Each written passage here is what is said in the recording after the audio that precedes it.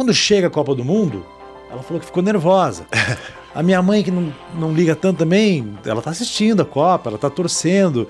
E tem essa coisa do patriotismo também, do Brasil, de defender o Brasil, de ficar nervoso. Eu até estava comentando na semana do início da Copa, eu falei, tá sem clima de Copa. O fato é que quando começou, a minha chave virou. Virou. A minha chave virou, parecia que mundo. tinha um negócio aqui que virou e... O dia de jogo do Brasil, eu saí meio-dia, o jogo era às 4, saí meio-dia pra levar minha cachorrinha passear, a rua parecia domingo. Aí às 3 saí pra ir assistir o jogo, na casa de uma amiga. Trânsito. Uma loucura, todo mundo desistiu. Peguei. E não era um trânsito de rush de 6 horas, era piorado, porque era todo mundo querendo chegar em casa. Nego atravessando, cortando um risco. Estamos de volta para mais um episódio do Mundo Real. Quero agradecer a participação de todos aqui. Para aqueles que quiserem apoiar o nosso canal, é se inscrever lá no YouTube. Pensou que eu ia pedir dinheiro, né? Patrocínio. É só se inscrever lá no canal. E a gente está no Spotify, está no Instagram também. Para a gente continuar aqui, né? Trazendo informações, fazendo debates interessantes. Hoje aqui eu estou bem empolgado. Dando opiniões, né? Falando o que achamos e pensamos das coisas, muitas vezes sem que o nosso ouvinte telespectador concorde conosco. Ele pode discordar da gente parte. Numa boa, né? Até escrever. Pode até vir aqui participar do programa, né? Mas, Vanusa, primeiro, tudo bem com você? Tudo bem, e você? Tá bacana de branco, uma roupa mais leve, né? A gente tá esperando o verão aqui no sul, que ainda não quem sabe apareceu, não. Quem sabe chega no inverno, né? Porque tá feia a coisa. Mas eu queria que você apresentasse o nosso convidado hoje. Posso, vai ser uma honra. Você conhece ele super bem. E o assunto também que a gente vai tratar aqui. Né? Então tá. Bom, o nosso convidado, primeiro que ele já esteve conosco. Já esteve. Já, falando aí da vida como atleta, mas eu não profissional. Aqui, né? Você não estava aqui. Então não valeu. Não valeu. Eu queria muito que você conhecesse ele.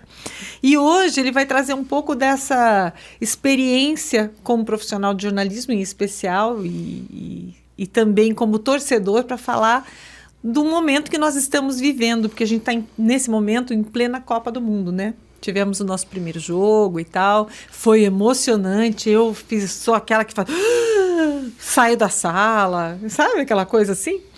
E então eu quero apresentar e agradecer a presença do Rogério Tavares, jornalista, advogado, campeão mundial na categoria dele, que ele já vai explicar qual é, de jiu-jitsu.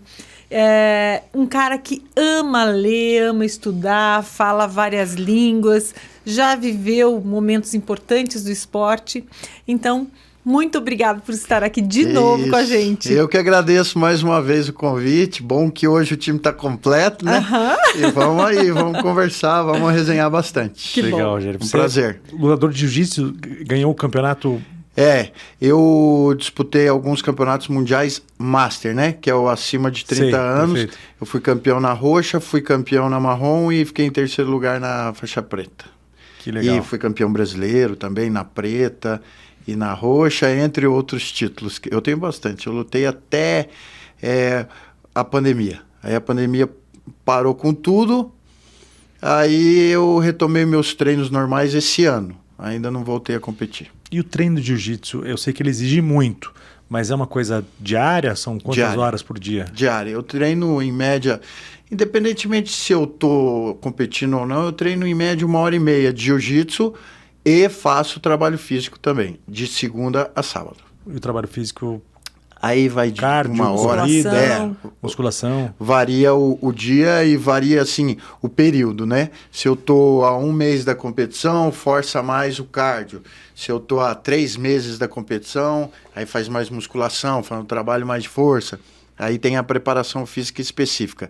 Mas, em média, são 3 horas por dia. Agora, você como jornalista, comunicador, mexia com esporte, porque tem gente que se envolve nessa área, mas não faz esporte, não pratica. Então é difícil de compreender também o comportamento do atleta. É legal que você, quando trabalhou nessa área, né, quando teve na televisão e tudo, você vai entrevistar, você sabe o que o cara está sentindo, o que o cara está pensando, até para aqueles que têm uma visão crítica do que ele falou, né? É exatamente isso. Assim, a gente sempre pensa antes de você fazer uma análise, sabe? Porque o que eu vejo também, e como jornalista eu vejo, que a análise é feita apenas com aquela visão de fora, do alto, externa. Do observador, né? Do observador. Você não entendeu o que pode ter acontecido. Então, calma. Então, faz uma análise melhor para poder dar uma opinião mais aprofundada. E claro que a vida de atleta ajuda muito, né? Às vezes você vê atitudes que você tende a... Não é bem isso que todo mundo está falando. E isso não foi o que aconteceu. Porque como atleta eu sei que tem um bastidor diferente. E às vezes, é claro, daí a opinião é a mesma da maioria. Mas a vida de atleta ajuda bastante nesse sentido. E como em qualquer profissão, também existe boa vontade e má vontade. Eu vi, sim. há poucos dias aí, a gente vai falar da Copa do Mundo, uma reação do Cristiano Ronaldo em relação aos jornalistas, né? Sim. Inclusive ele disse, olha, às vezes vocês falam a verdade e vocês acertam, às vezes não. E daí ele meio que teve um rompante, assim, tipo, pô, me deixa em paz, para de me encher o saco. Não, e parem de falar de mim com os outros, né? É isso que você falou, boa vontade, má vontade. Tanto do atleta quanto do jornalista. Sim, porque às vezes sim. você pega um cara que foi maltratado por esse atleta num momento em que o cara estava cabeça quente por algum motivo. E cria uma imagem que às vezes não é a real. Esse jornalista escreve lá puto da cara, porra, o cara é isso, o cara é aquilo, de repente vira uma bola de neve, tá todo mundo falando, né? Sim. Porque a notícia vem de manada e o cara tá sofrendo lá bastante, né? Aquele cara por que outro foi lado, o mencionado. atleta também tem que estar preparado para lidar com isso, Também. né? Exato. Ele tem que estar preparado para lidar tanto com a descrição que não corresponde à realidade, quanto também com uma provocação, por exemplo. Ele não pode morder a isca, né? Tá tudo dentro do pacote, né? Eu acho que as duas coisas existem e são reais. Você tirar do contexto alguma coisa pequena para você justamente fazer aquilo de criticar alguém que você teve um problema lá atrás, isso para mim é falta de ética. E falta de inteligência, você tem que analisar o todo. Agora, por outro lado, tá no pacote do atleta. Eu vi essa semana, logo depois do Jogo do Brasil, fizeram um vídeo do Neymar voltando do intervalo, não sei se vocês viram. Não. O cara acompanha o Neymar voltando pro segundo tempo, desde o túnel. Ele é o último. Todo mundo está preparado, ele está sem camisa, ele está colocando um esparadrapo no punho, que não tem nada a ver aquele esparadrapo, ele está com a cueca aparecendo, com o calção para baixo e está com a chuteira desamarrada. Aí eu começo a refletir, não, mas ele podia estar fazendo um tratamento, ele devia estar sentindo uma dor, mas eu falo para mim mesmo, pô, mas ele é o camisa... se convencer. Eu tô tentando analisar os dois. Pô, mas ele é o camisa 10 da seleção. 1 minuto de tratamento a mais ou a menos, será que vai fazer a diferença? Ele é o retrato dessa seleção. Me chamou a atenção porque a bola já estava rolando e ele ainda estava amarrando. Exatamente, a bola rolando e o cara amarrando a chuteira. No mínimo, sabe? E essa coisa da estrela do time, né? O cara, às vezes, ele precisa dizer assim, puta, eu sou foda, diferente. Então por isso eu tô cagando e andando, então eu vou deixar meus shorts, minha cueca aparecendo aqui, porque eu sou... eu posso, eu posso, eu tenho essa credencial, porque eu sou respeitado como jogador. E se eu sou o cara fera do meu time... Pô, eu fiquei até os 15 minutos fazendo um tratamento. Eu vou deixar meu esparadrapo, eu vou puxar meu calção, botar a camisa pra dentro e vou sair amarrado, eu vou sair com a chuteira amarrado, correndo no pique pra chegar com todo mundo. Não, você tá adiantado, inclusive, pra se organizar nesse sentido. Pra eu chegar, dar uma respirada e começar. Então, assim, eu sei que tá no pacote, muita gente critica, eu não gosto dessa crítica. É o jeito dele, ele é meio bobão, entre aspas, mas ele tem o direito de ser o que ele é, né? Ele, ao mesmo tempo, ele tem que respeitar a equipe. E ele joga muito, ele é fantástico, ele é excepcional, ele é genial. Mas seria muito melhor se tivesse um comportamento diferente. Claro, e esse não é um comportamento quem tem de que enquadrar nesse caso aí? É o técnico do time? É o presidente da CBF? Eu entendo o técnico, porque é muito difícil você ter um cara fora de série, um cara gênio, cara é uma estrela, e ele é realmente genial, ele é fora de qualquer curva. Como é que um treinador vai chegar... tem que ser assim. Então tem que ter todo um jeitinho. O que aconteceu com o Cristiano Ronaldo no Manchester? Quando um técnico bateu, deu choque. Separou. Para o Manchester hoje não é tão prejuízo, porque o Cristiano Ronaldo já está com 38 anos, também o treinador chega para dar uma renovada geral. Beleza. Agora numa seleção brasileira, para ter esse choque, o treinador não vai querer. Ele quer trazer o jogador para perto. Quem que vai fazer Ainda isso? mais nessa altura do campeonato. Né? Isso Nessa teria que ter altura sido do construído antes. Antes. Não foi, pelo contrário, foi alimentado, né? Ele levava a família para dentro da concentração e tal. Quem deveria fazer isso é o pai dele, que é o empresário, para começar. Fala, pô, às vezes eu fico pensando, puxa, se ele me desse a oportunidade de um mês cuidar dele, eu ia falar, velho, só me escuta um mês. Tem coisas que você faz que é desnecessário, são energias negativas que você atrai para você, que são completamente desnecessárias. Ah, mas a energia negativa que se dane, porque eu sou o Neymar. Beleza, mas tá aí, começou outra Copa, você tá fora. Eu estava assistindo um documentário muito legal sobre o time dos Estados Unidos, se chama o time da redenção, o Redeem Team. Sensacional.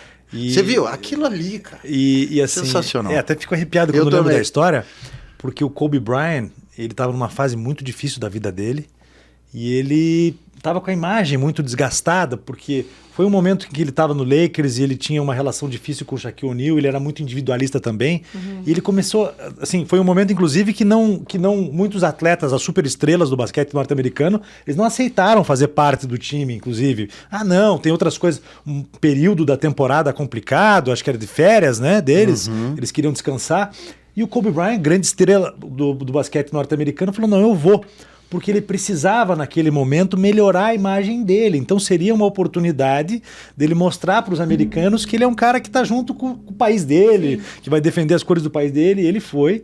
E eles deram daí, né, já tinha, culturalmente eles eram os melhores do mundo e ganharam, daí teve aquele primeiro Dream Team que foi fantástico, que eles, assim, não tinha graça a competição para eles porque eles eram muito melhores. Só que daí o basquete internacional começou a evoluir, eles chegaram a perder. Eles vinham de derrotas, né? E daí eles, que é de redenção. E daí eles estavam buscando, e daí o Kobe Bryant foi lá. Eu acho que, quem sabe, o Neymar esteja precisando de algo assim. Mas ele não aproveita a oportunidade mínima. Né? Mas percebe que o Kobe Bryant, quando fez isso, ele mudou internamente também. Claro. Ele precisava mudar a imagem dele. Ele tinha problemas, inclusive, pessoais, assim, escândalos pessoais. Ele parou e disse, poxa vida, vou mudar. E mudou. Agora, o Neymar, quando ele quer mudar essa imagem, você percebe que é só externo. É só externo. Daí, quando não é verdadeiro, né? Não é, ele não percebeu o quanto ele precisa. Ah, que se dane, o staff dele escuta a gente falando, mas os bobão lá falando do Neymar tá trilionário, joga onde quer, vai para onde... Faz o que quer no mundo. Mas uma Copa ele se machucou, na outra ele saiu extremamente criticado, e a outra... No primeiro jogo ele tá machucado. Que é muita energia negativa atraída. Outra coisa... Também. Não, e dava para ver, né? Que estava inchado o tornozelo. Muito. O estilo de jogo dele. Alguém tem que chegar e ter uma inteligência emocional de dizer, veja, você é gênio, não tem ninguém igual a você. O errado tá o juiz que não pune quem te bate, os árbitros, as federações e quem te bate. Fato. Porque você apanhou, tá certo. Né? Você apanha muito. Mas faz parte do jogo. Oi? Faz parte do jogo. Tem que aprender a conviver com isso. E outra. Mas tem que aprender a se proteger. Mas tem um fato. A carreira dele tem quase 15 anos. Nada mudou em 15 anos. E ele continua se machucando muito. Vai ter que ter uma adaptação. Você precisa mudar, solta mais a bola, encontra um outro meio. Não adianta só ficar reclamando que o mundo não está te ajudando. Não está. Nesse caso não está realmente. Tinha que ter mais punição. Não estão punindo. E ele está se machucando. E ele pode ter... Para mim, ele está com uma lesão que ele não volta para a Copa. Se ele voltar, ele volta numa situação muito difícil. Assim, a lesão dele é muito grave. E ele está para perder mais uma Copa. Por causa dessas coisas. Não participar ativamente, né? Por conta disso. Não, porque não houve uma evolução. Não houve uma evolução. A gente não pode... Existem... até ouvi de um técnico também do esporte, um técnico norte-americano chamado Doc Rivers, que foi o campeão pelo Celtics, né? Da competição nacional, que é internacional, na verdade, né? Na prática. Mas ele dizia o seguinte... que ele teve um problema de racismo quando ele era técnico do Clippers, né? E foi um momento muito difícil para ele. O presidente do clube foi pego com palavras racistas. Ele era negro, a maioria dos jogadores negros também. E daí naquele momento o que fazer?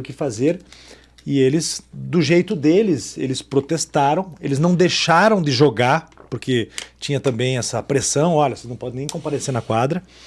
E bola para frente, fizeram os movimentos deles, debateram o assunto, evoluíram também, penalizaram o presidente do clube. E ele fala o seguinte, olha, é preciso se revoltar sim, mas não se vitimizar para sempre. Sim, claro. Perfeito. Não se vitimizar para sempre. Eu acho que é isso aí. Essa é a questão. Esse é o resumo do que eu falei. Claro que existem outros que são vítimas de outras questões também. E que sabem superar desafios, mas você não pode usar isso para sempre. Eu sou o melhor do mundo, mas me perseguiram. Me bateram o tempo inteiro. Pô, mas te bateram 15 anos e você não encontrou uma alternativa. Se revoltar, sair do jogo, reclamar, 10. Agora, encontre uma alternativa, senão você não vai jogar. E a postura também, até mesmo nessa discussão e nesse debate, o cara chegar para um juiz, lá marrento, né? Postura, é uma coisa. Agora, o cara tem postura, um atleta disciplinado, reconhecido internacionalmente por conta do seu comportamento ético, correto, é outra coisa, né, cara? Um Kobe Bryant, um LeBron, o árbitro. Eles conversam aqui, entendeu? Com respeito, de homem para homem, não é de menino para homem. Agora, você veja como essa conversa de Copa do Mundo vai longe, né? A gente começa a falar aqui do futebol, já cita exemplos. E eu fui morar nos Estados Unidos em 94, no ano da Copa em que o Brasil venceu. Eu tinha acabado de fazer 18 anos, novo. Por morar no Brasil, eu achava que tudo era Copa do Mundo, e tudo era seleção brasileira, e tudo era futebol. De repente eu cheguei lá nos Estados Unidos. Inclusive eu fui fazer aula no verão para adiantar alguns créditos e assim, ninguém nem sabia direito que estava rolando Copa do Mundo e a Copa do Mundo estava sendo nos Estados Unidos. Para assistir jogo do Brasil, a gente não achava o canal na televisão, tinha que procurar um canal mexicano. Claro que eu tô levando, e é legal que eu tive essa experiência no oposto, né, do que nós vivemos, porque com certeza deve existir o meio termo, para dizer o seguinte, aqui quando chega nessa época, é uma coisa incrível, cara. Incrível. As pessoas podem não saber o nome do prefeito, o nome do governador, do presidente. No Brasil, o mundo brasileiro. Coisas referentes ao seu trabalho, mas todo mundo sabe que tem jogo do Brasil, que o Neymar é o craque do time, que horas vai ser o jogo, e tudo gira em torno disso. É incrível. E você falou agora, eu me lembrei. A final de 2002 do Brasil, o Penta, eu estava em Nova York. E é exatamente isso. 2002, já era 8 anos depois. Não encontrava lugar para assistir o jogo, ninguém estava nem aí. Eu cheguei um dia antes na casa da minha tia, eu preciso assistir o jogo amanhã. Pô, vamos lá, vocês vão abrir? Não vamos abrir. Vocês vão abrir? Não tinha, daí descobrimos um lugar, não sei aonde, fui assistir o jogo lá, vazio. Eu dei um troço de brasileiro, às vezes mostra e tal. E pior que não era, então ela tava meio que sozinhão ali, eu vibrando, emocionado, ninguém nem. E quando você não tá convivendo com pessoas que estão em sintonia com você a respeito do esporte, você também acaba ficando mais... Se afastando, né? Que foi o que aconteceu comigo ao longo dos anos que eu fiquei lá. Mas, assim, era uma coisa... incrível, porque, você veja, no dia 4 de julho, que é o dia da independência dos Estados Unidos, o Brasil jogou contra os Estados Unidos. É verdade. E ganhou dos Estados Unidos, de 1-0, foi aquele jogo da cotovelada do Leonardo. E beleza, né? E a gente foi para uma casa dos brasileiros lá, e foi uma festa, e confusão, barulho, e todo mundo cantando, e bumbo, e gritaria e tal. Nessa. Mas daí você saía da casa, olhava na rua, tinha um senhor lá cortando a grama. Daí você fala, cara, o Brasil ganhou dos Estados Unidos! Vai ganhar a Copa! Você entra no restaurante, no mercado. Vocês perderam pra nós! Perderam o quê, né? Nem o jogo que eles perderam no dia da independência. Mas é porque é o seguinte também. Outro dia eu quis entrar no rádio, porque eu estava ouvindo um comentário sobre isso, de um comunicador jornalista esportivo também falando que não é assim nos Estados Unidos, porque não tem futebol de base. Mentira!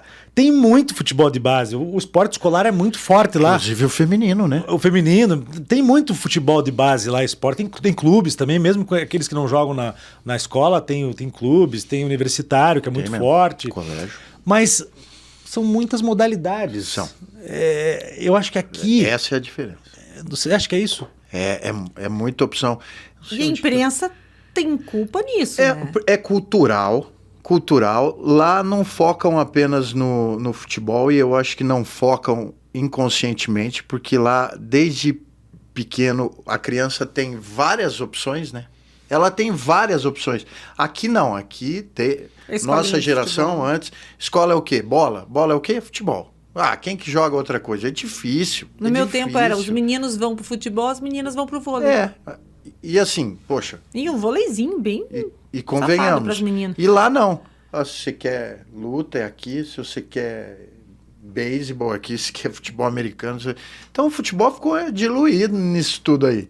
E aí, culturalmente, a imprensa vai cobrir. Aí as pessoas tendem a gostar mais de um, né? Faz o show mais interessante aqui, ali. NBA, as ligas fazem com que o esporte cresça. Então, quais são as ligas mais organizadas? Beisebol, futebol americano, basquete e talvez o hóquei. E aí, faz pouco tempo, tem as ligas de futebol, né? Que também estão organizadas. O mais popular, por incrível que pareça, é o beisebol. É o beisebol. Mas tá ficando mais... Pelo que eu ouvi, daí já não é conhecimento, é de ouvir pessoas que moram lá, dizendo que o beisebol tá ficando... os jovens estão deixando um pouco de lado, tá ficando mais para gerações mais velhas, assim. Os jovens estão mais no basquete e no futebol americano. Não sei qual é a realidade. Chato pra caramba, o beisebol é uma loucura. Jogo muito parado. É porque para nós, o brasileiro não está acostumado a ir assistir um evento. Ele está acostumado a ir assistir um jogo. O beisebol, o brasileiro não aguenta, porque o jogo de beisebol para nós é chato. Mas eu fui num jogo do New York Yankees, é um evento, é um show. Tem música, tem a câmera pegando todo mundo toda hora, tem sorteio, tem comida boa, comida passando, você não precisa enfrentar fila, tem banheiro bom, você fica 3 horas lá assistindo aquele jogo lá. Na verdade, o jogo é o menos interessante. O jogo porque eles sabem ganhar dinheiro, né? Tudo gira em torno do jogo. O cachorro quente, o melhor cachorro quente é o que você come no jogo de beisebol. Olha só que interessante, né? O futebol que nós gostamos é o futebol nascido na Inglaterra. Não é? E que era um esporte de classe mais alta. E aqui no Brasil, na verdade, ele ganhou qualquer espaço, né? Todos os espaços, na verdade. E hoje, se a gente olha a nossa seleção, por exemplo, ela é basicamente formada por pessoas de classe CD, que inicialmente, que hoje estão milionários, estão ricos, não sei o quê, mas que vieram das classes mais... É uma contradição? Como é que você vê isso? O esporte é barato, porque você fala do inglês, eu imagino os ingleses quando começou o futebol, os caras com aquele uniformezinho deles, chuteirinha e tal, não sei o quê. E a gente falou do beisebol, o beisebol tem que comprar o taco, tem que comprar a bola, tem que achar um estádio. Dá para jogar no parque também, como futebol, mas um pouco mais complexo. Diferente. É porque é um esporte barato? Eu acho. Complementar a tua pergunta? Eu acho. Eu assisti uma série que fala desse nascimento do futebol.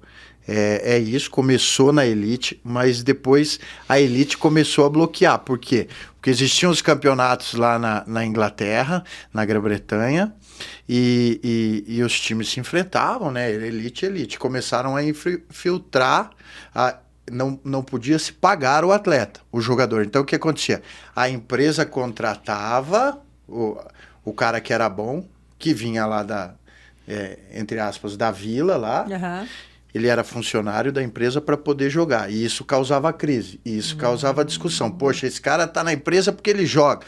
Então, para as classes inferiores socialmente se inserirem, foi difícil. Mas aí foi democratizando o futebol na Inglaterra. E aqui eu acho que é exatamente isso que você falou. É barato. Começa com a meia, né? Com a bola de meia. Uma pedra vira futebol para nós. E em qualquer canto.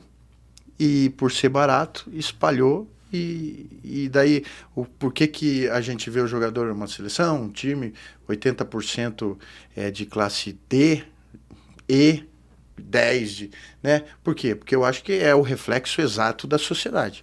Nossa sociedade, se você somar, 80% é classe C, D, né? 10, B e 5A, não sei. Mas eu acho que a proporção é igual. Você acha que, por exemplo, foi por conta das vitórias também? Porque ao mesmo tempo em que o jovem vai pra rua jogar, é mais fácil, faz a bola de meia, chuta a bola, tá vendo lá o time ganhar. E isso estimula ele a gostar do esporte. E será que toda a imprensa e, né, até a tradição, porque a gente falou de outras modalidades que existem em outros países, mas os pais estão incentivando ali, né? À medida em que você coloca a tua família inteira na sala para assistir um jogo da Copa do Mundo, você, de certa forma, está incentivando teu filho a jogar bola também. Claro. E a criança olha para aquilo e fala, eu quero estar lá, eu quero meu pai me assistindo lá. Olha, eu lembrei de uma coisa.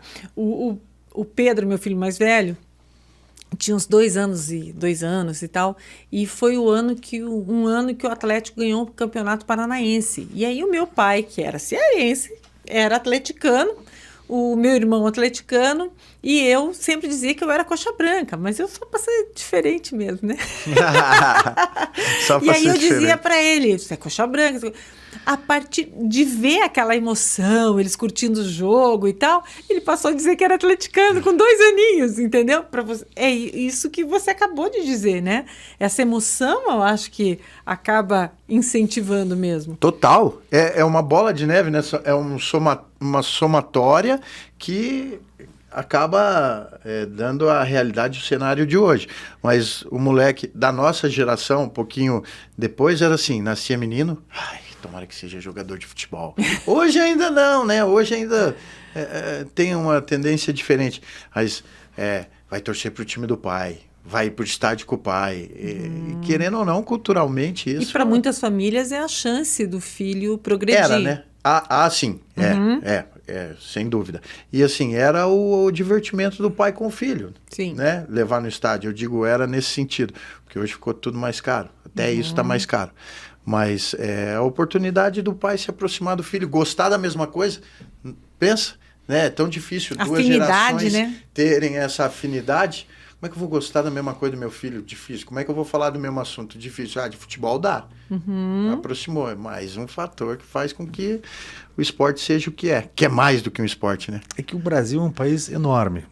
Se concentrasse em outras modalidades também, teria talvez os mesmos resultados. Óbvio. Mas o futebol se tornou, assim, o esporte. Que gira no muito Brasil. Dinheiro em torno também. Mas é uma consequência do que virou o esporte. Se não tivesse audiência, se não tivesse interesse... O Pelé ganhava infinitamente menos do que o Neymar ganha hoje, por exemplo. Sem comparação. Né? E falando nesse sentido, eu estava conversando com o Rolando. Rolando. Jogou na NBA, o Rolandão. Jogou no brasileiro. No basquete? Bicho do Paraná agora. Bicho do Paraná. Da Federal, era professor da Federal. Isso. E jogou no Portland Trail Blazers. Casado com uma moça que trabalha com o meu marido. Assim, de mundo pequeno. Eu tava conversando com ele ali, o Rogério, mas por que aqui é só futebol? Culturalmente, mas não há o incentivo nas escolas, né? Nunca houve o incentivo nas escolas. É igual vocês falaram. O talento do futebol não é porque o brasileiro nasceu com uma moldura do futebol. É porque só tem futebol, porque é fácil. Qualquer campinho você joga futebol. Qualquer campinho. Agora, né? Se fosse igual nos Estados Unidos, ia encontrar talento no basquete. A ginástica, 5, 10 anos de investimento na ginástica olímpica aqui, que fizeram um centro. Rendeu um monte de coisa. Rendeu título mundial e está rendendo fruto até agora, porque o centro não existe mais, ou se existe, está diferente. Mas aí já abriu a possibilidade de uma federação que se organizou, da outra, da confederação. Ginástica. Há 20 anos, como é que você ia falar? Ginástica olímpica é coisa de russo, de ucraniano.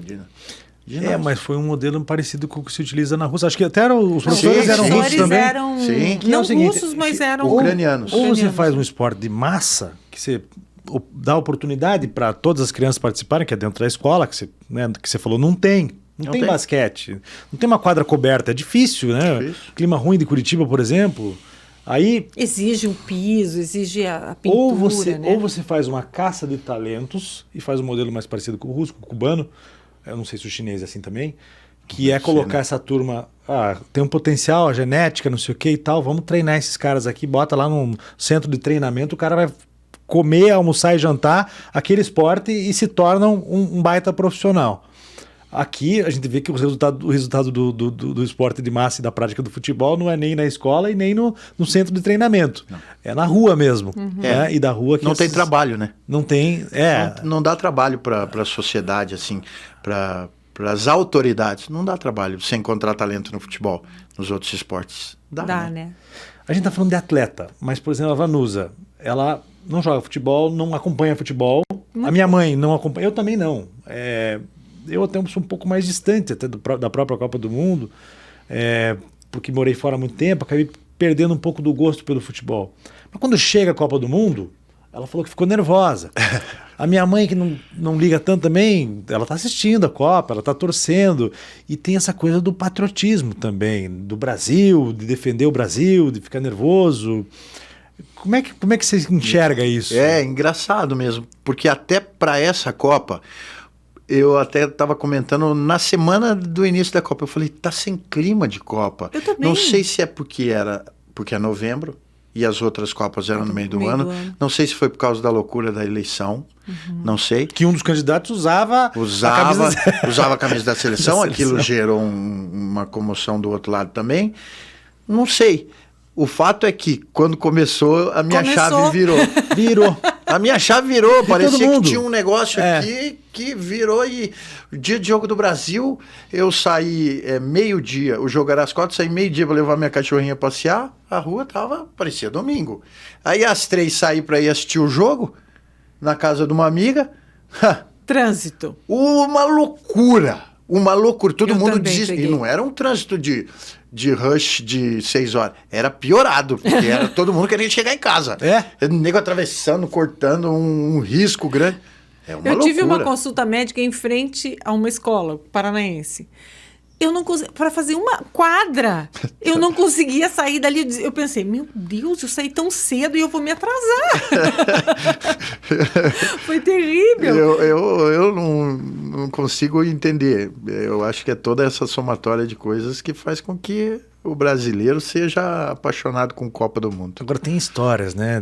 Eu não sou muito das teses meio paranoicas, mas desse momento que o Brasil vive durante a Copa do Mundo e jogo da seleção, que para tudo, as pessoas param mesmo, as vidas delas, né? Para. E quando ganha, fica na euforia. Quando perde, fica numa tristeza, uma depressão danada. É uma coisa incrível.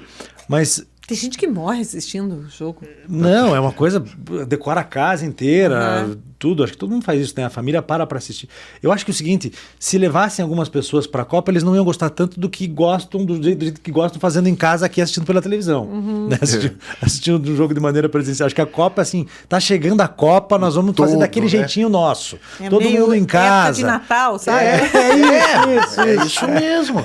Não sei se talvez a proximidade do Natal também confundiu a cabeça da gente. O fato é que nós vamos ter 2 Natal, né?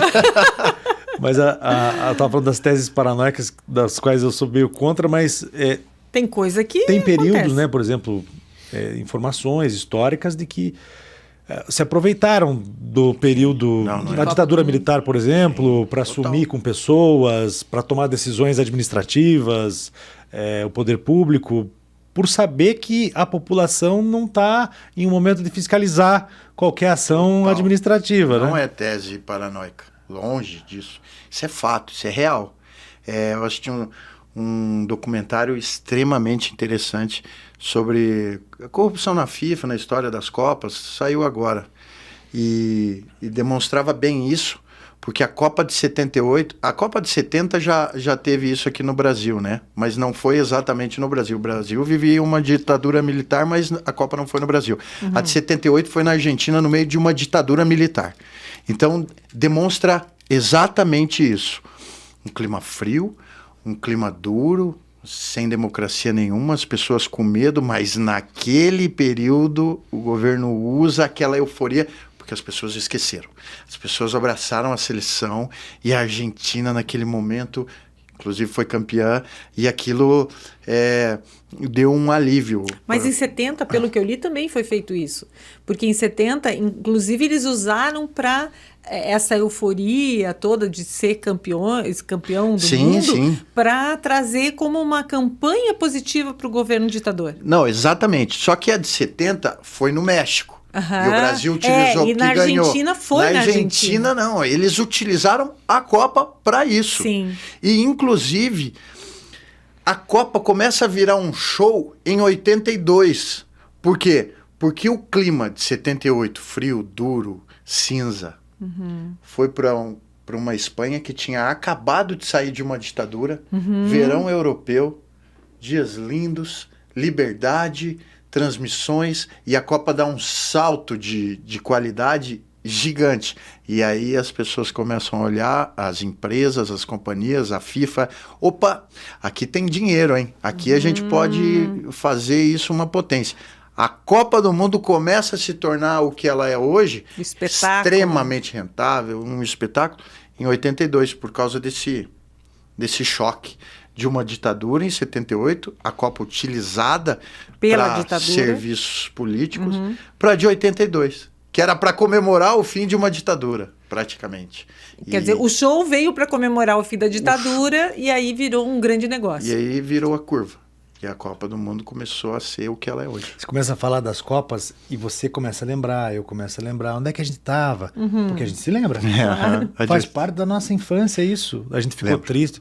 Eu fiquei traumatizado um pouco com o futebol, com aquele gol do Canidia em 90, cara, o passe do Maradona e o gol do Canidia. Eu achava que o Brasil ia ganhar a Copa, tinha uma expectativa, depois disso nunca mais alimentei a expectativa, só que na Copa seguinte o Brasil ganhou a dos Estados Unidos. Ele perdeu ainda pra Argentina, pô, a gente, né? Nosso rival eu lembro, maior. Você vê, 90, eu tinha 12 anos, eu lembro exatamente o que eu fiz, onde eu estava. Sério? Eu estava em cima da cama dos meus pais, assistindo o jogo. Eu não sei nem onde eles estavam, mas acho que estavam em outra parte da casa, mas eu me lembro também. É impressionante. Não, eu não. Eu tinha 14 anos. Eu acho que as meninas de hoje são muito mais ligadas em futebol do que a minha geração, né? Mas eu lembro muito, que eu não sei nem que Copa era, quando a gente perdeu para a França. 86. Essa eu lembro que daí Quer dizer, a que você deve estar falando. Depois perdeu de novo. 86 aí, foi o Platini. Isso, foi nos pênaltis. Isso. Aí o meu irmão e mais 2 amigos saímos para jantar, mas a gente estava assim tão desolados, os 4, um olhando para a cara da outra. Muito triste aquilo. Mas assim, única vez que eu lembro realmente, né? E uma outra situação que eu era muito criança, devia ser de 78, que eu lembro que realmente que o Brasil perdeu. Foi o Brasil que perdeu para a Argentina, né? Na verdade o Brasil foi... Ficou em terceiro. Ele caiu fora. Por meio gol, né? Porque daí teve uma polêmica que na verdade foi a Argentina ganhou do Peru e ganhou por um saldo grande. O Brasil o Brasil perdeu invicto, né? Perdeu invicto. Ele, na verdade, perdeu a Copa, mas não tinha perdido nenhum jogo. E esse eu lembro. Eu lembro também onde eu estava, na sala de casa e tal. Mas, assim, só isso, para te falar a verdade. Eu gosto de assistir pelo climão também. E agora que eu estou um pouco mais velha, que eu fiquei um tempo sem assistir Copa do Mundo, que estava muito sem graça, eu acho que até pela nossa redenção. Sabe aquela coisa, assim, de repente um momento para comemorar?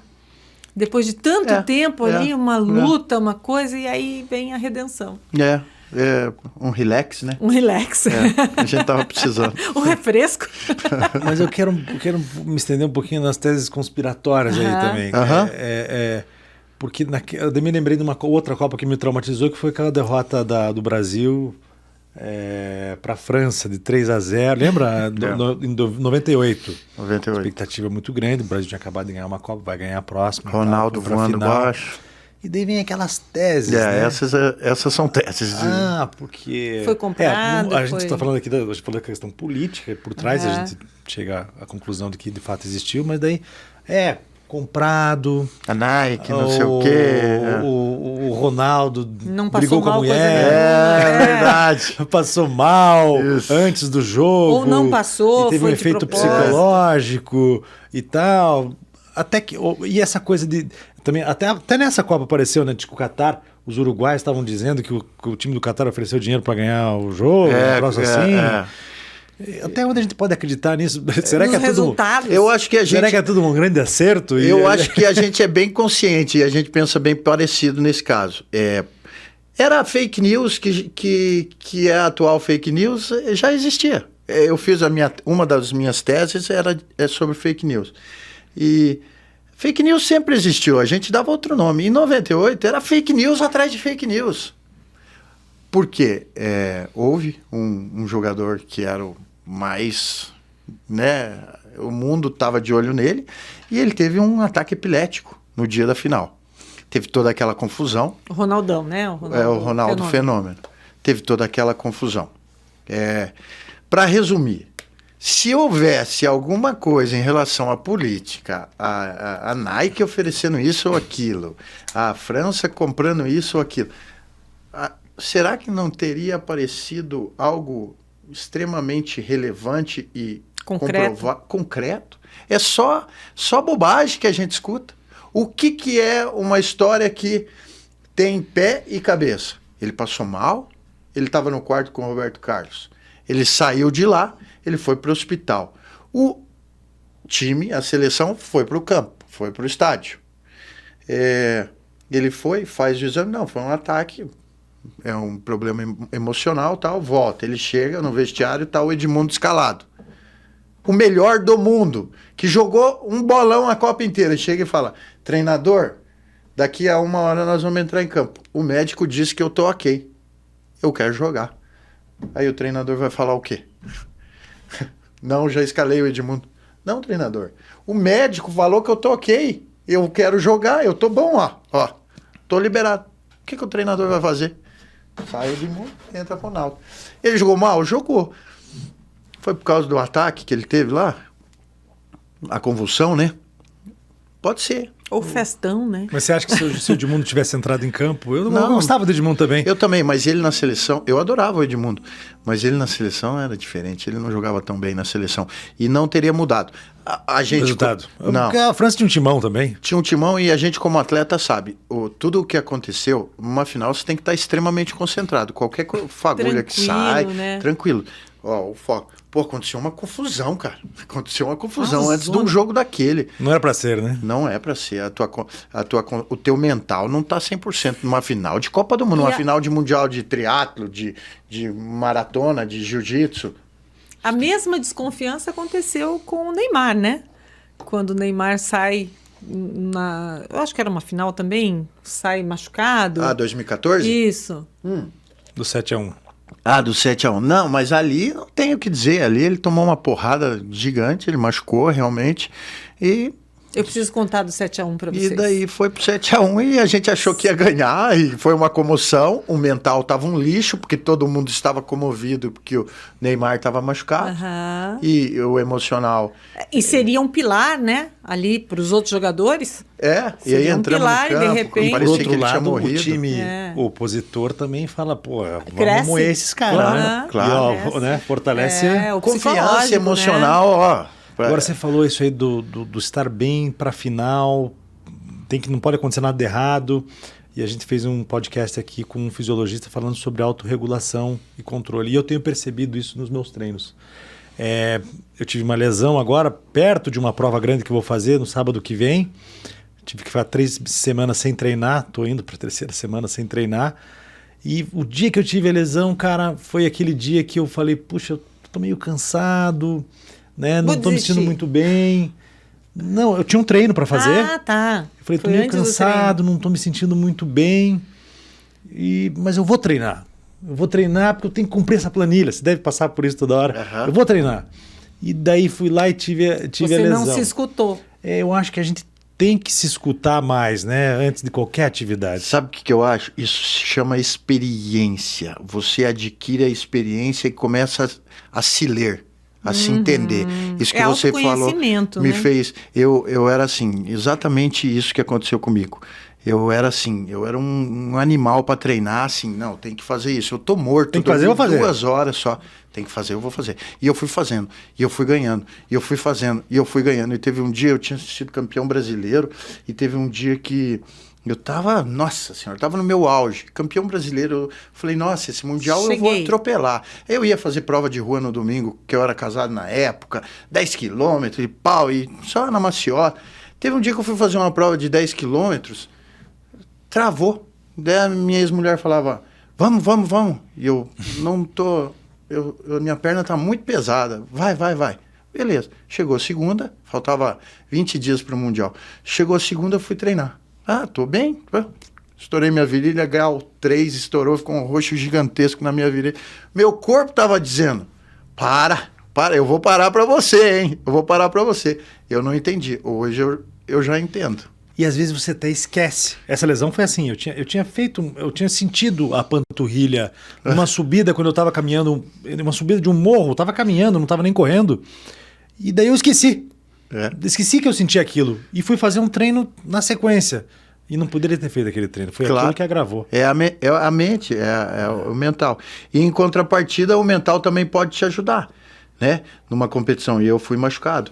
E eu botei na cabeça... Eu cheguei no médico, faltava 3 semanas. E ele falou, cara, não tem como. Você tem que parar 3 semanas. Eu falei, não, eu acabei de comprar a passagem e me inscrever, eu vou. E ele, cara, eu como médico, eu não posso falar. Não consigo. Mas se tem uma pessoa... Ele treinava comigo, inclusive. Ele falou, mas tem uma pessoa que pode fazer isso, é você. Eu falei, então beleza. E daí o que eu fazia? Eu treinava de manhã, à tarde eu ia para fisioterapia, eu regredia, daí eu melhorava. Daí tudo que eu melhorava, eu ia treinar de manhã e regredia tudo. Aí eu fiz uma ressonância no dia que eu viajei. Meu médico falou, tá igualzinho há 3 semanas. Amarra isso aí, toca o pau. Aí eu fui e falei assim, eu vou pegar uma medalha. De qualquer jeito eu vou pegar uma medalha. E fui do meu jeito, fui levando, ganhei 4 lutas, ganhei a medalha. Quando eu ganhei a medalha, na semifinal, eu dei o meu trabalho por encerrado. Aí a minha mente falou assim, desliga. Aí alcançou o teu objetivo. Luta. Perdeu a próxima luta? Perdi. Eu podia ter ganhado o campeonato, perdi pro campeão. Porque o meu cérebro automaticamente falou assim, deu, conseguimos. E eu lembro que Você foi cumprir aquilo. E eu tinha levado minha mãe, minha irmã, minha filha, eu tinha comprado passagem para elas, estava tudo beleza. Aí... E eu tô indo fazer a prova no sábado. Fazer o El Cruce, correr 100 km em 3 dias lá na montanha, na Patagônia, na Argentina. Depois de 3 semanas sem treinar. Fazendo fisioterapia, quase todo dia. Troquei a corrida, os treinos de corrida pela natação.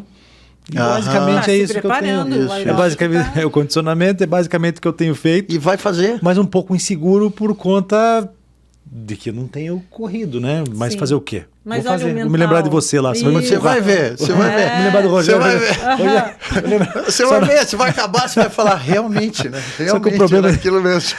Você perdeu a última luta, eu não posso morrer nos últimos Não, mas veja só, se ele tivesse, talvez se ele tivesse programado para ganhar, ele teria lutado, mesmo que não tivesse ganhado, mas teria lutado e ter resultados melhores. Não é erro, né? Mas na humildade, eu posso, por exemplo, poderia ter me machucado lá. Imagina que horror que seria. Então agora eu me machuquei antes, então eu vou estar bem cauteloso. E vai estar bem ciente na hora de correr riscos, né? Tem isso também, né? O próprio... É a tua salvaguarda. Você vai se proteger de algumas coisas aí, tendo esse pensamento. Já que você está falando de traumas, a gente está falando de traumas aqui, de situações traumáticas, fale do 7-1 do Brasil que você No 7-1, fui eu, meu marido e os meninos para o Chile, no dia do jogo. E aí, a gente chegou lá, chegamos em como é? Na capital do Chile, Santiago. Chegamos em Santiago. De Santiago, nós pegamos outro voo para Puerto Montt, que era no sul. E aí, chegando pegamos um carro, nós chegamos no aeroporto, pegamos um carro, ligamos no rádio para ouvir o jogo. E aquela hora, assim, que o espanhol, você não sabe se estão falando que língua, né? Naquele momento. Daí começou, gol, gol. E aí... Você falava, isso daí é gravado. Não. Qualquer um que ligasse o rádio ia dar um gol. Qualquer hora do jogo que você ligasse o rádio ia dar gol. Bem na hora do gol. Pra Alemanha. Aí eu não lembro quem no carro disse pra Alemanha de jeito nenhum, imagina. Não, imagina, outro. Não, gol. Daí, não, é pra Alemanha. Não, a gente não tá entendendo. A gente que não tá entendendo espanhol. Aí paramos o carro. Era surreal. Fomos fazer um lanche e tal, paramos na primeira cidadezinha, Puerto Varas, fomos olhar um pouquinho e tal.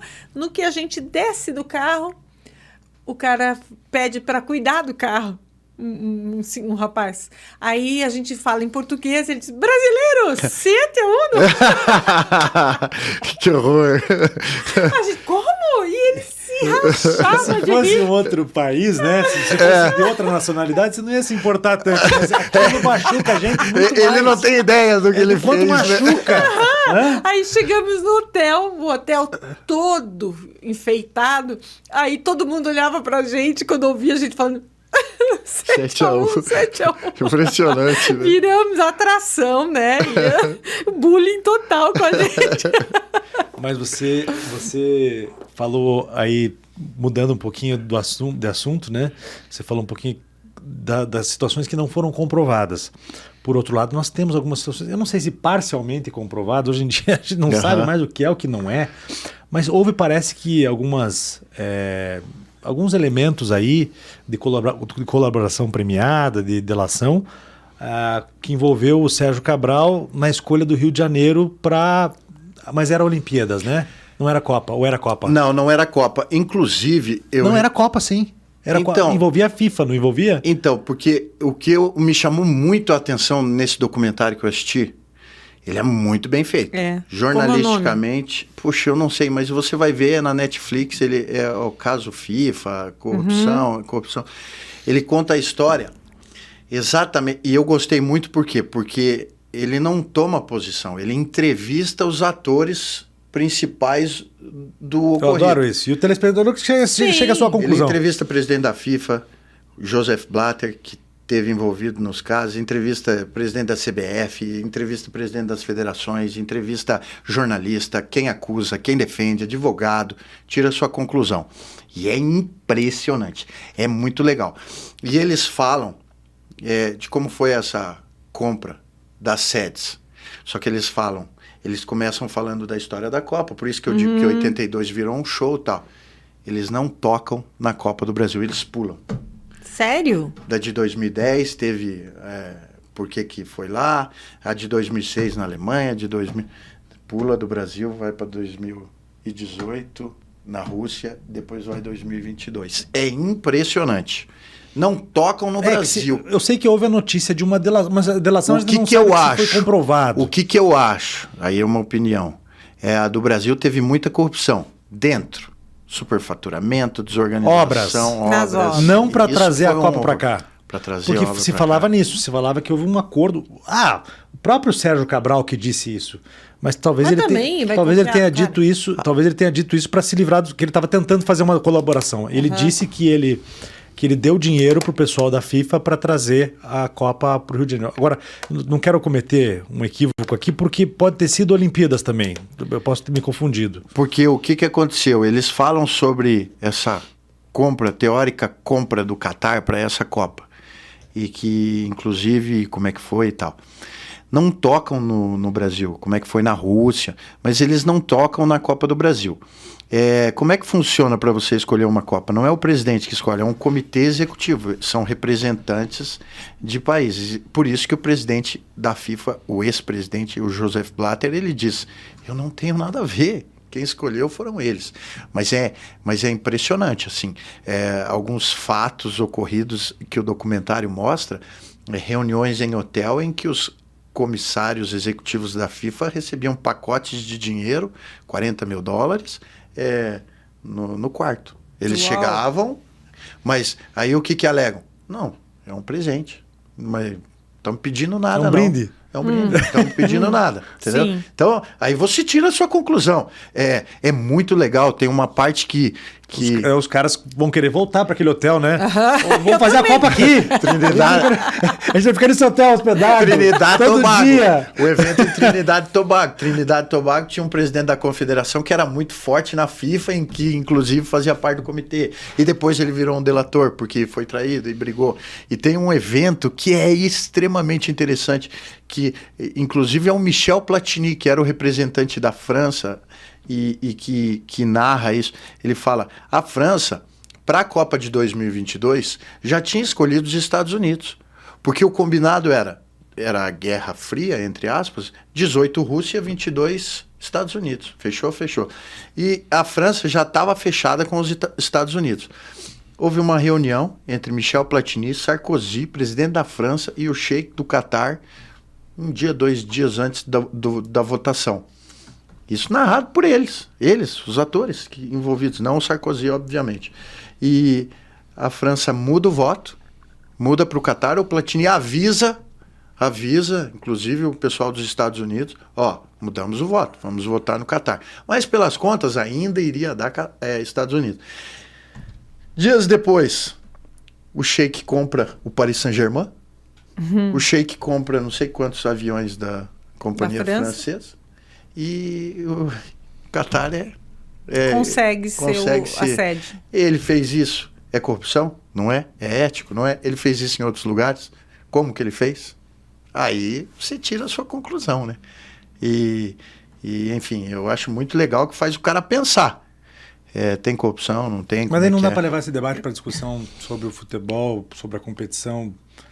Vamos falar sobre se a gente pode levar isso para o mundo, de disputas de outras modalidades. Sim. Mas e o futebol do Brasil? Né?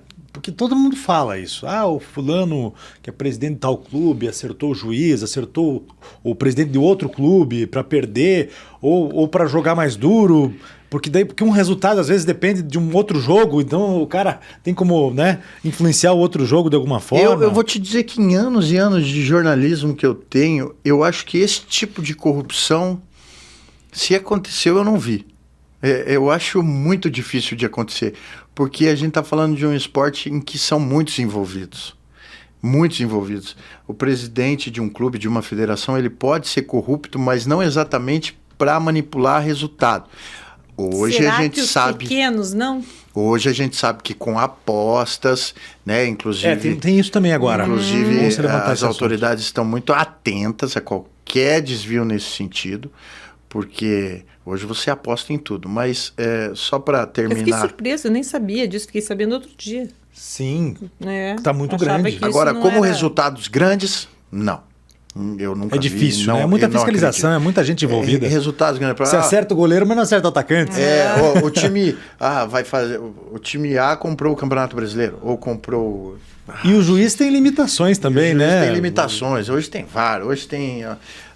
Poxa, daí você volta atrás e vê alguns jogos que te fazem pensar assim, tipo. Eu nem sou corintiano, mas me lembro, por não ser corintiano, eu não me lembro o ano, mas teve um ano, o ano seguinte que eles ganharam o campeonato da Libertadores, eles caíram fora da Libertadores pro Boca, no ano seguinte. Foi um horror a arbitragem, mas assim, um horror, ali você desconfia, mas não tem muito, o presidente da Conmebol é argentino, a Argentina precisava dar um up. Aí a gente vai ficar na teoria. Daí na teoria fica difícil, né? E essa coisa, assim, o que vocês pensam disso? Agora é opinião pessoal mesmo.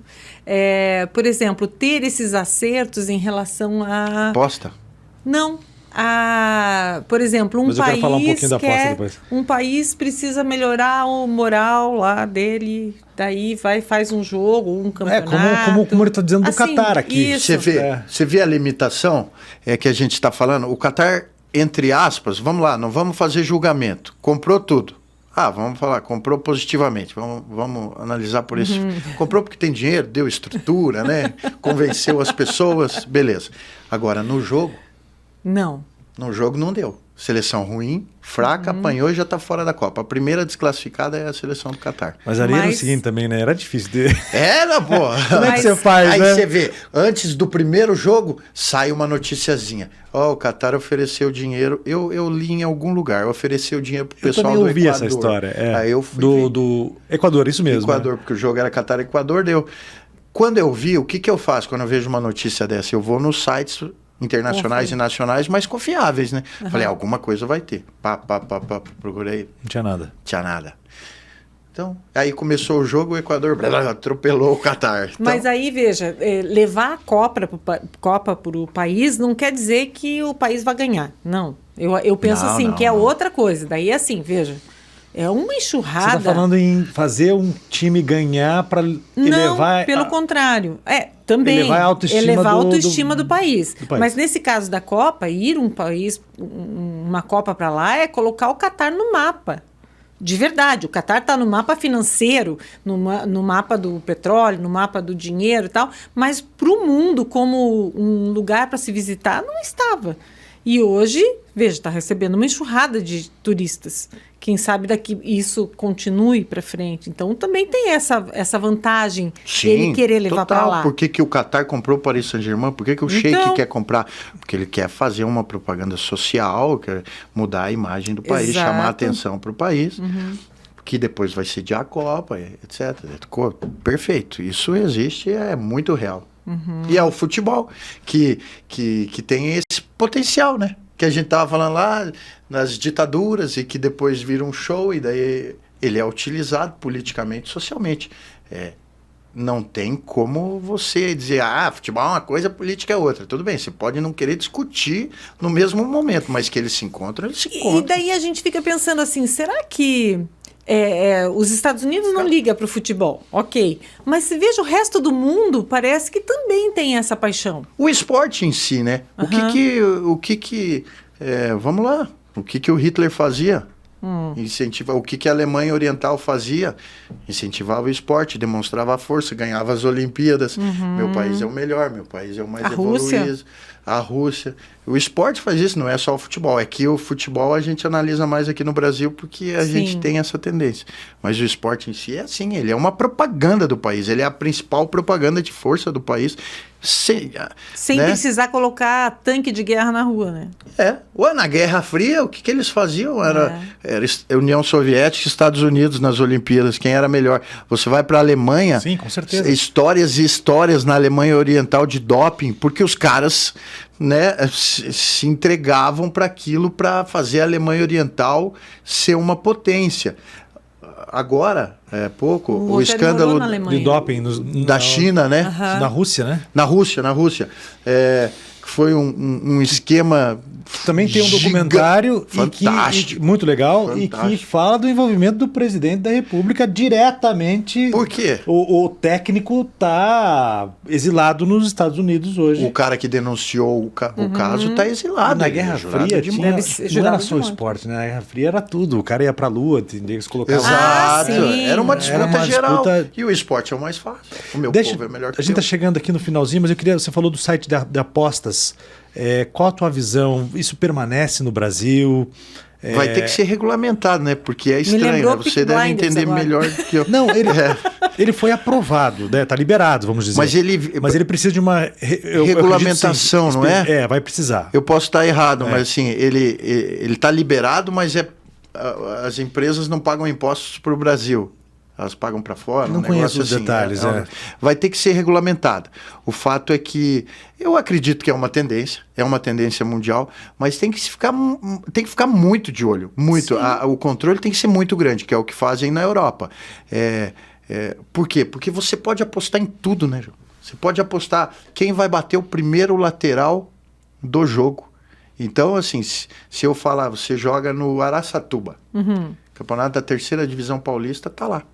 Ô Vanusa, no primeiro toque, você chuta a bola para fora. Aí o lateral vai ser para os caras fazer uma aposta de 2 milhões aqui. Então, tem que estar ligado. É por isso que tem um controle muito grande. Qualquer aposta suspeita, eles já ficam de olho. Esses dias um jogador da Premier League foi punido porque ele apostou. E não foi corrupção. Ele apostou num jogo lá. A contra B, ele apostou em B. Mas quem é envolvido com o esporte não pode. E eles descobriram, lá da forma deles, com o CPF dele, sei lá como, que ele apostou. No Brasil já teve caso. Aí já teve caso, né? De gente envolvida querendo comprar. Aqui no Paraná mas daqui a pouco vai ter laranja fazendo isso pelo cara, entendeu? Mas você vê como é difícil. Eu vou comprar 2 jogadores daquele time para perder. Puxa, os 2 ficam quietos, daí o outro já fica sabendo, vazou. Aí vazou, vira. Então eu acho que tem que ter... O presidente do clube às vezes, né? Presidente do clube, total. Chega no treinador, tira Beltrano. Mas por quê? Não, tira. Então, vai ser difícil a regulamentação. E é capaz do país voltar atrás, né? Do próprio Congresso ter que voltar atrás. Porque o site de apostas, jogo, na minha visão... controle, né? E na minha visão, é difícil do consumidor levar vantagem, né? Sempre quem leva vantagem isso daí... é o dono do site, que vai ganhar mais. E aqui nós estamos falando a sério, porque a gente tem exatamente de tudo isso que nós estamos falando aqui. Todo mundo se acha especialista em futebol no Brasil. Todo mundo se acha no direito de dar um pitaco, dar uma opinião. Daí o cara que já tem uma tendência, que gosta de jogo, que gosta de apostar, vai perder tudo com esse troço, cara. Não, e você falou um negócio que casa com o que eu tô vivendo. Porque o que aconteceu? Eu tô com um projeto, eu faço um canal no YouTube, quase que um hobby para mim. E eu falo de futebol internacional. de futebol internacional. Eu não falo de futebol nacional. Depois dá o endereço pra gente. Tá. Pois é. É Papo Reto Internacional, que eu chamo. E daí o que eu falo? Falo sobre jogos do campeonato italiano e tal, dou meus palpites e tal. Beleza. Aí comecei a falar, e eu falo muito no Instagram, né, sobre isso. Aí o cara, tá, e essa semana quem que vai ganhar tal jogo? Daí pessoal, pô, aqui, daí começou a Copa. E eu, pode. E eu cravo mesmo, eu acerto pra caramba, porque tem muita coisa que é só estudar. É só você perceber. Você não vai acertar tudo. É o que eu falo pros caras. Eu não vou acertar tudo porque Deus é só um. Mas eu vou errar menos que os outros. Aí eu comecei a dar palpite, a galera, pô, você aposta? Eu, não.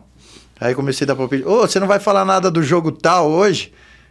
Eu preciso apostar. Daí eu, puxa, daí eu falei, galera, a intenção não é essa. Aí eu não quero, eu não tô aqui pra dizer o que você faz e o que você não faz. Eu que vou apostar, eu não sei. Por favor. Vou ganhar sozinho. Então, no começo da Copa, eu tava dando pitaco em todos. Agora eu dou um e outro, porque a galera tava me cobrando. Daí eu fico na responsa do cara que pode perder dinheiro, entendeu? A minha situação. Não, e é até perigoso isso. Vai te processar depois, ainda que você errado. O cara que fala pra mim, preciso apostar, eu falo, esquece, não vou nem falar desse jogo. Copa? Quem vai ganhar a Copa? No meu canal eu digo lá, antes do Neymar machucar, eu achava que o Brasil ia ter problemas com a Inglaterra, com a Bélgica e com a Argentina e França. Eram esses 4 os piores. E agora, eu acho que a França vem muito forte e a Inglaterra vem, mas eu não queria torcer contra uma aposta minha. Mas legal que você tenha a frieza de fazer essa análise. É difícil perguntar para um brasileiro. Sim. Ele vai falar que o Brasil. Todo mundo fala que o Brasil vai ganhar a Copa. Ficou muito difícil agora. Agora eu acho que ficou muito difícil. O primeiro jogo mostrou. O primeiro jogo mostrou que a dificuldade do Brasil, porque se fosse em outros tempos contra Mas a Sérvia era muito boa. Muito boa. A Sérvia era uma seleção muito boa. Melhor do grupo. E se você pegar... A sensação que eu tenho é que eles estavam mais treinados em conjunto, assim. Eles tinham mais consciência do grupo, assim, do que o nosso. Não, da Sérvia, não. Sérvia. A Sérvia é uma seleção muito boa. De todas as seleções essas favoritas, a seleção brasileira foi a que pegou o adversário mais complicado na estreia. Disparado. A seleção brasileira jogou muito bem. Muito bem. Assim, me empolguei muito. Eu me empolguei no segundo tempo. Então, mas o primeiro dominou, só que, estreia, foi difícil, nervosismo, tem tudo isso. Agora, sem o Neymar, complica muito. Mas o Neymar não fez gol. Mas, cara, o Neymar em campo é outra coisa. É que dá mesmo ele sendo, peso, né? Presença, mesmo que ele não jogue. Presença, e ele é muito bom. Eu acredito que França e Inglaterra são as mais duras ali. As mais duras. França, mas a Inglaterra empatou. Tudo bem. São frios. O empate estava bom para eles. E tem essa frieza também. Na hora de uma competição que tem uma importância tão grande para os jogadores brasileiros. Eles não têm a mesma frieza. Não. Por exemplo, a frieza do jogo tá 2-0 e o Neymar não precisar sair driblando todo mundo toda hora. Tá 2-0. O teu jogo é driblar todo mundo? É arriscado? Você não vai fazer corpo mole se você não sair driblando todo mundo. Pega a bola e toca de lado. Tá 2-0. Tá 30 minutos do segundo tempo. Toca a bola, larga. Você só toma porrada, todo mundo sabe. É o que você falou. E se proteger. Puxa vida, eu sou muito visado aqui. Eu vou levar uma canelada. Eu quero fazer o gol. Eu tô louco para fazer o gol na Copa. Mas eu vou achar uma outra alternativa. Nessa hora, o técnico não deveria ter substituído? Também, 2-0. Vendo que ele só tomou porrada? Aí entra o lado do pensar do mas se outro eu tiro, lado. daí... Mas, o cara tá louco pra fazer um golzinho dele na Copa, né? Mas aí a frieza, que os brasileiros estão aprendendo muito isso, de ser substituído. O brasileiro antigamente tinha, vou pra Europa, o cara me substitui. Hoje não, hoje é assim, você vai cansar, pode sair. Achei que poderia ter feito. Quando fez, foi tarde. Né? É um risco. Não e precisava aconteceu. expor o cara assim. É a frieza. Agora, você que cobriu o futebol brasileiro aqui de clubes, esse fanatismo... Internacional você chegou a complicar campeonatos. Né? Mas a pergunta que eu quero fazer é do nacional, Brasil. Porque o fanatismo existe aqui. Os rivais aí, você cobriu o Atletiba.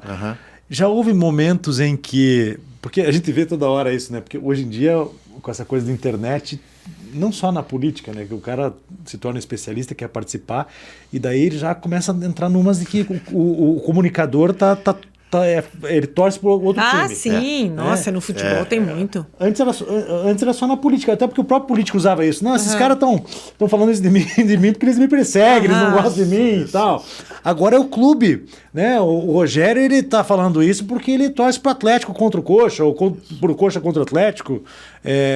Já aconteceu isso com você? Só aconteceu isso praticamente a vida inteira. E eu digo muito, eu não fiquei rico, mas ganhei credibilidade, porque eu era criticado por todos. Graças a Deus. Porque nenhum tinha nada concreto para me dizer. Eu entrava na arena, eu tinha trauma. Porque a arena era o primeiro estádio do Brasil que era próximo. Eu pisava, eu já escutava, Rogério, filho do mano, não sei o quê, vai tomar naquele lugar, seu coxa branca. Eu entrava no Couto, era mais longe, mas era xingamento. Na Vila, no Pinheirão, ia pro interior, que horror. Eu era torcedor do... Pô, eu sou do interior, eu vivi no interior minha vida inteira. Cheguei lá no primeiro mês de Curitiba, seu curitibano, não sei o quê, não sei o quê. Futebol é uma loucura, só que ninguém nunca... viu eu fiz algo de concreto que me prejudicasse. Então o que aconteceu? Hoje eu trabalho no Atlético, as pessoas sabem o time que eu torço, elas sabem que eu não sou atleticano, eu não sou coxa branca, eu não sou paranista, que eu trabalho, inclusive, todo mundo sabe que eu sou palmeirense, eu trabalhei no jogo Atlético e Palmeiras e ninguém falou porque eu sei separar as coisas. Agora, que essa paixão existe e que os caras vão sempre olhar.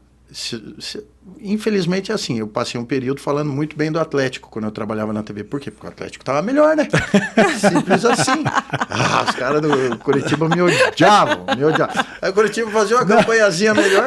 É isso mesmo. Você dá o resultado do jogo, agora, o cara não, esse cara tá torcendo por... Ó, isso que você falou de entrar no campo, uma vez, eu nunca fiz esporte, assim, cobria coisinhas ao redor da disputa. Fazia, Aí, um dia eu estava em Guarapuava e ia ter um jogo do Batel lá, que nem existe mais, acho. Batel e não sei qual Guarapuava. Jogo. Não sei mais quem. Aí, tive que entrar no campo. Meu Deus, eu nunca ouvi tanta barbaridade na minha vida. A minha vontade... Tava eu e o Jairton. Nesse sentido, melhorou, né? A minha vontade era sair voando. Era uma ignorância... Assim. Gente, um absurdo. Só porque você era repórter, era jornalista, podia ser homem, mulher, entrou lá, era... Vamos falar a verdade aqui. Sofria mais. O movimento de oposição ao PT no Brasil, a gente estava falando da mistura...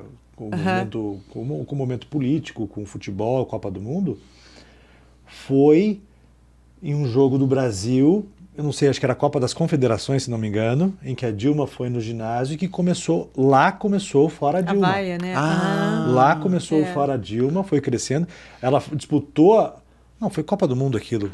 Foi Copa do Mundo. Copa do Mundo 14, foi 13 confederações. Acho que foi 13, então. Foi antes da Copa do Mundo, porque a Copa do Mundo era muito perto da eleição. Foi 13. E daí ela não foi mais no jogo. 13. Ela não foi mais nos jogos, mas ali começou um fora a Dilma e a repercussão não tinha como não repercutir. E daí ali começou um desgaste dali para frente. Isso é a minha opinião. Mas ali que começou um movimento de rejeição muito forte ao governo e de oposição muito forte ao PT, né? Para ver como as coisas... Crescimento popular nessa oposição. Né? Você é do interior de onde? Eu sou de Arapongas, morei muito tempo em Cascavel, estudei em Londrina jornalismo e o ensino médio e depois comecei a trabalhar em Maringá. Olha aí. E daí vim para cá. Segundo de Arapongas, que esteve aqui com a gente, né? Quem mais que esteve aqui que era de Arapongas também? Mas teve sim alguém de Arapongas. Será que... lembrei. Não, a doutora Cecília Meirelles. Cecília Meirelles não, Cecília Vasconcelos. Ela era de Arapongas? Que era a hematologista. Tá. Não, Arapongas eu morei muito pouco, mas representa muito para mim, porque eu morei 4 anos só, né? Eu nasci com 4 anos, mudei. Só que hoje minha mãe mora lá, né? Minha irmã mora lá, então eu... Uma cidade boa, grande. Minha avó, minha conexão com o interior era Arapongas. Não, e o Rogério tem todo jeitão. Todo jeitão. Interior, né? Todo jeitoso. Olha, quem não assistiu a primeira conversa tem que assistir, porque foi uma delícia. Né? Foi legal. Não foi não, essa foi bem... Não. As duas foram ótimas. Rogério. Mas muito legal. Muito obrigado pela tua presença. Que legal. Aqui foi muito bacana a conversa. Te falei que ele ia mandar bem.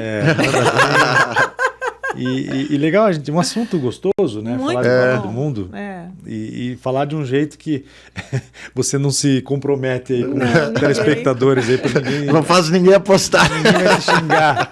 Ninguém vai te xingar. Muito obrigado pela presença e volte sempre. Eu que agradeço, voltarei sempre. É só. Qual que é o nome do canal só chamar mesmo no YouTube? Papo Reto Internacional. Vamos lá conferir, pessoal. Tá Valeu, legal. valeu. Valeu, obrigado. Tchau, tchau.